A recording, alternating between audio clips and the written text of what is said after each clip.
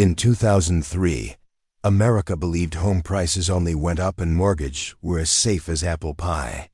Then two giants, Fannie Mae and Freddie Mac, quietly began rewriting the fine print.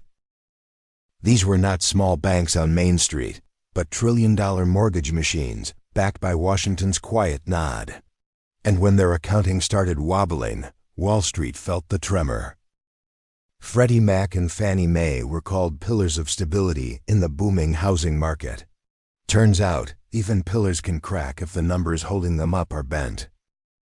At the height of the housing boom, mortgages were bundled, sliced, and sold like barbecue at a Texas county fair. Investors lined up, trusting the math was honest. Behind the scenes, complex derivatives accounting became the secret sauce of earning stability. And in corporate kitchens, sometimes the chef tastes the bonus before the meal is cooked. By mid-2003, whispers turned into investigations led by federal regulators. The watchdog had finally barked, and this time it wasn't asking for treats. Freddie Mac stunned markets with a $5 billion accounting restatement. Wall Street hates surprises unless they come wrapped in higher profits. It wasn't fraud in the Hollywood sense, but it was earnings smoothing at industrial scale. The goal wasn't chaos, it was consistency.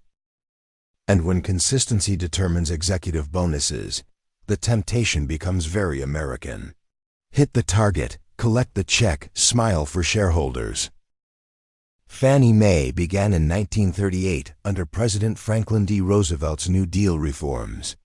Its mission was simple: keep mortgage money flowing in hard times. Decades later, it became a publicly traded powerhouse with government backing. That combination is like giving a race car both turbo and a safety net.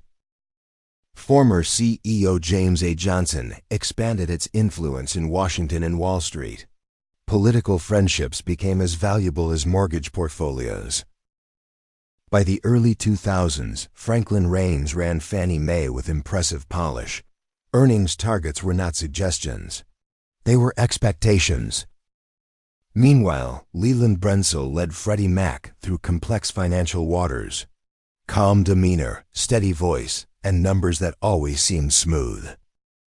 Together, these firms owned or guaranteed nearly half of America's mortgages. When they moved, the housing market moved with them. Investors believed the government would never let them fail. That belief is comforting, like thinking your uncle will always pick up the dinner tab. But comfort can dull skepticism, and skepticism keeps markets honest. In 2003, skepticism was in short supply. That would soon change when regulators at OFIO started asking hard questions. And accountants, as history shows, rarely enjoy hard questions. Armando Falcon Jr., director of OFIO, examined Freddie's derivative accounting closely. What he found wasn't illegal wizardry, but aggressive interpretation. Freddie Mac had been smoothing income to reduce volatility. Wall Street prefers calm seas, even if someone is steering behind a curtain. The result was a $5 billion restatement announced in 2003. Markets don't enjoy do-overs, especially expensive ones. CEO Leland Brenzel resigned under pressure. When captains leave the ship, passengers start checking lifeboats. CFO David Glenn also departed amid scrutiny. Accountability arrived wearing a federal badge. But Freddie was only half the story. Soon, attention shifted down the highway to Fannie Mae. In 2004, OFIO released a damning report on Fannie Mae's accounting. The numbers were off by billions. Fannie ultimately restated roughly $6.3 billion in earnings. That's not pocket change, even in Washington. Franklin Raines was forced out as CEO. Bonuses tied to earnings targets suddenly looked less charming. CFO Timothy Howard faced scrutiny over accounting controls. Internal systems had failed spectacularly. Congress held hearings debating stronger oversight. Lawmakers disagreed, as lawmakers often do. The scandal didn't collapse the housing market in 2003, but it cracked the foundation of trust that markets depend on. By late 2004, regulators concluded Fannie Mae's accounting was deeply flawed. The issue wasn't survival, it was precision. The report cited improper hedge accounting and GAAP misapplications. In accounting, details are everything. Fannie's earnings had been adjusted to reduce volatility swings. Investors like smooth rides, not roller coasters. Those smoother earnings helped executives meet bonus targets. Performance pay can sharpen focus. Franklin Raines defended the firm's accounting publicly. Confidence remained steady. But regulators weren't persuaded by tone or posture. They wanted recalculated numbers. By December 2004, pressure forced leadership changes. Wall Street respects results. Franklin Raines resigned as CEO amid mounting scrutiny. Corporate exits rarely feel graceful. CFO Timothy Howard also departed under regulatory review. Accounting department suddenly felt less comfortable. The total restatement reached roughly $6.3 billion. That number attracted attention. Congress scheduled hearings to debate stronger GSE oversight. Politics entered the equation. Some lawmakers warned of systemic risk building quietly. Others urged caution before drastic reform. The deeper issue wasn't one report or one executive. It was culture. Bonus structures rewarded steady earnings growth above all else. Stability paid handsomely. Derivatives accounting offered flexibility within technical rules. Flexibility invites interpretation. Internal controls struggled under complexity and scale. Oversight lagged behind ambition. Regulators later cited systematic control weaknesses. That phrase carries weight. Markets absorbed the news without panic in 2004. Housing prices still climbed. Investors assumed government backing reduced real danger. Confidence remained intact. Behind closed doors, discussions focused on reforms. Reputation had taken a hit. James B. Lockhart III would later oversee regulatory reform efforts. Oversight was evolving. Still, reform moved cautiously through Washington. Momentum often meets resistance. Executives settled civil charges in later years without admitting wrongdoing. Legal language matters. Fines were significant, but manageable for institutions this size. The housing engine kept running. Few predicted a larger storm was forming in mortgage markets. Warning signs were subtle. Subprime lending expanded rapidly during this period. Risk tolerance increased. Fannie and Freddie remained central to housing finance. Their scale was unmatched. Accounting reforms improved reporting standards internally. Trust, however, takes time to rebuild. Markets gradually refocused on growth rather than governance.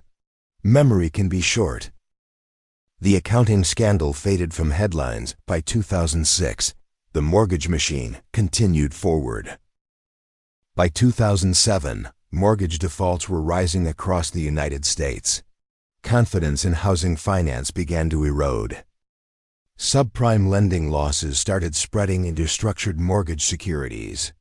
Investors examined risk more closely.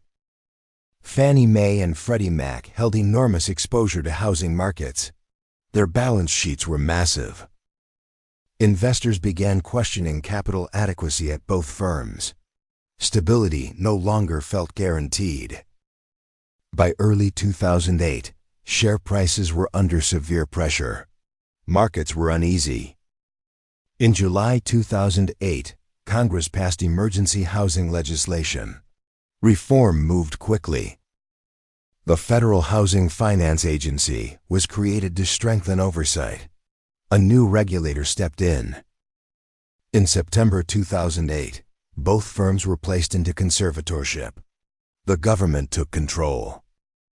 Taxpayers effectively became the backstop for mortgage giants. The safety net was activated. The global financial crisis intensified that same month. Markets shook worldwide.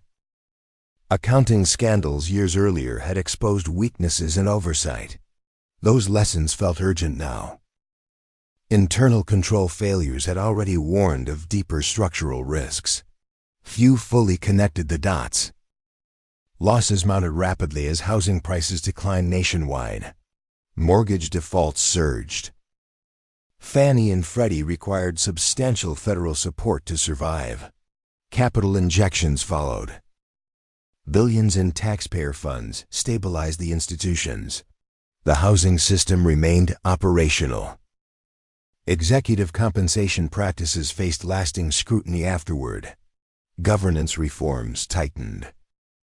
Regulatory oversight became more centralized under FHFA authority. Structure improved. The earlier accounting manipulations did not cause the crisis alone. They revealed vulnerabilities. Trust in financial reporting is essential to capital markets. Confidence depends on accuracy. When earnings are engineered for smoothness, transparency suffers. Incentives matter.